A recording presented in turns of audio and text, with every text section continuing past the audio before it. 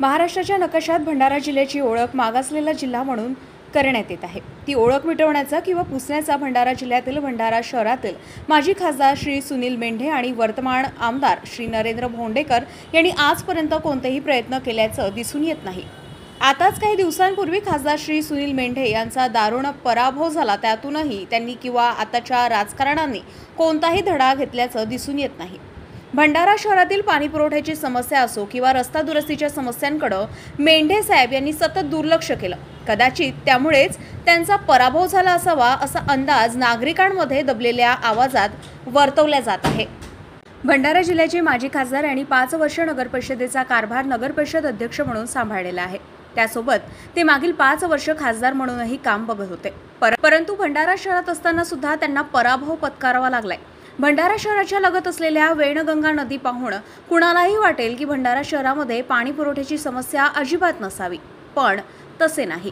भंडारा शहराच्या पाण्याच्या समस्येमुळे जीव गुदमरतोय, त्यांना पाणीच मिळत नाही आणि ही समस्या कित्येक वर्षांपासून तशीच आहे। याकडे माजी खासदारांनी सर्रास दुर्लक्ष केल्याचं दिसून येतंय।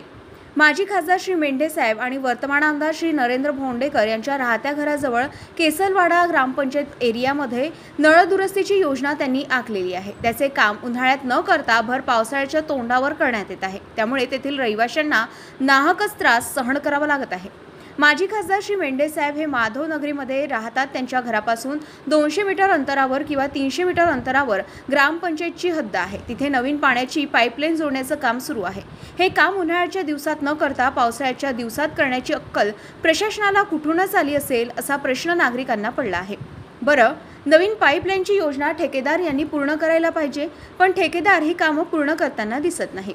येथील ठेकेदार अगोदर पाईप टाकण्यासाठी खोदणी करतात व पाईपलाईन टाकतच नाही, किंवा जर पाईप टाकली तर आळशी पद्धतीने उशिरा टाकतात व पाईपलाईन जर टाकली तर ते बुजवण्यात येत नाही। यामुळे नागरिकांना मोठा प्रमाणात त्रास सहन करावा लागतोय। ठेकेदाराला आणि प्रशासनाला जनतेला नाहकच त्रास देऊन काय मिळत असेल हा मात्र प्रश्नच आहे।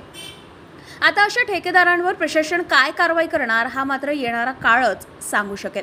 माजी खासदारांच्या घराजवळ पहिल्याच पावसामध्ये या योजनेचा फज्जा उडालेला दिसून येत आहे। जनतेला प्रचंड मानसिक आणि शारीरिक त्रास सहन करावा लागत आहे। आता लगेच मुलांच्या शाळा सुरू होतील व विद्यार्थ्यांना सकाळी लवकर येण्या-जाण्याची घाई असेल आणि कर्मचाऱ्यांना ऑफिसमध्ये पोहोचण्याची घाई, व्यापारी मंडळींना त्यांच्या कार्यस्थळी पोहोचण्याची घाई असेल। अशा परिस्थितीमध्ये त्यांना आपल्या घरापासून त्यांच्या कार्यक्षेत्रापर्यंत कसे जावे हा फार गंभीर प्रश्न निर्माण झालाय। ठेकेदारांना ही योजना राबवताना त्यांचे नियोजन कसे करावे याबाबत काही मार्गदर्शन सूचना केल्या जातं की फक्त प्रशासनाकडून जनतेला बळी घेतला जातो। जनतेच्या मनात हा एक फार मोठा संभ्रम करणारा प्रश्न निर्माण झालाय। जर ठेकेदार त्यांना नेमून दिलेलं काम व्यवस्थित करत नसेल तर प्रशासनातर्फे त्यांच्यावर काय कारवाई करण्यात येते की प्रशासन आणि प्रशासनातील राजकीय नेते ठेकेदारांसोबत हात मिळवणी करून जनतेची लूट तर करत नाही ना, असा प्रश्न शहरातील रहिवाशांना पडलाय। भोळ्या भाबड्या जनतेची अपेक्षा आहे की नेमून दिलेल्या लोकप्रतिनिधींनी निवडणुकीच्या काळात दिलेले आश्वासन थोड्या फार प्रमाणात का होईना पण पूर्ण करावी, पण कामे पूर्ण करण्याची सोडून तिथे समस्या आहे त्या भागात आमदार नरेंद्र भोंडेकर राहतात व अशा परिस्थितीत आपल्या घराजवळ आमदार निष्क्रिय ठरणार की काय अशी चर्चा जोर धरत आहे। मागील 5 वर्षामध्ये विकास तर सोडा, उलट नागरिकांना त्रास सहन करावा लागत आहे। आता भंडारा शहरात विधानसभा निवडणुकीपूर्वी या नेते मंडळींकडून फक्त आश्वासने मिळणार तर नाही ना असा प्रश्न भंडारा वासियांना पडलाय।